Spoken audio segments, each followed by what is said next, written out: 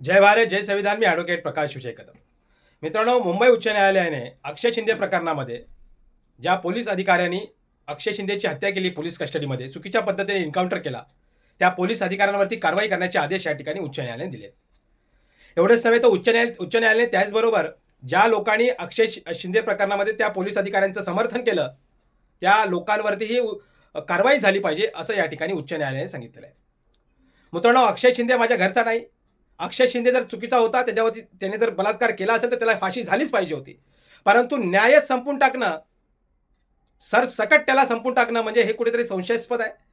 ही process एक न्यायालयीन प्रक्रिया होती. त्या न्यायालयीन प्रक्रियेच्या माध्यमातून त्याला फाशी झाली असती, जर तो गुन्हेगार असता तर. न्यायालयाने ठरवलं असतं तर.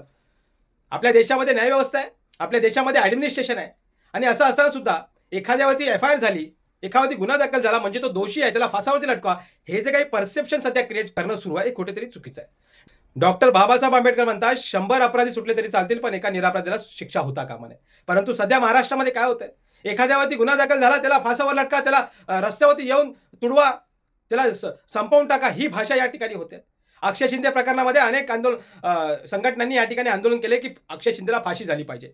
परंतु अक्षय शिंदे प्रकरण चालूच दिलं नाही. पोलिसांनी कस्टडीमध्ये त्याची हत्या केली आणि हे उच्च न्यायालयाने सांगितलं. आणि म्हणूनच देवेंद्र फडणवीस ज्यांनी देवाभाऊ या नावाने मिरवलं, पॉलिटिकल कॅम्पेनिंग केली अक्षय शिंदे प्रकरणाची आणि महाराष्ट्राच्या राजकारणामध्ये, महाराष्ट्रामध्ये सत्तेमध्ये आले देवेंद्र फडणवीस. त्या देवेंद्र फडणवीसांना ही चपराक आहे. राज्य सरकारला या ठिकाणी चपराक आहे, की राज्य सरकारने या ठिकाणी बळाचा उपयोग करून, या ठिकाणी सत्तेचा उपयोग करून, पोलीस प्रशासनाला हाती घेऊन राजकारणासाठी अक्षय शिंदे याची हत्या केली. पोलिसांचा या ठिकाणी वापर केला. मिसयूज ऑफ द पॉवर या ठिकाणी केला आणि उच्च न्यायालयाने हे निदर्शनास आणून दिलेलं आहे.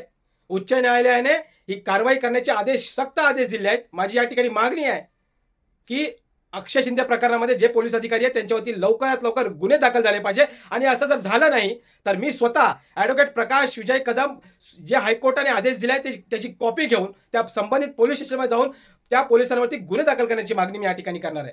जय भारत, जय संविधान.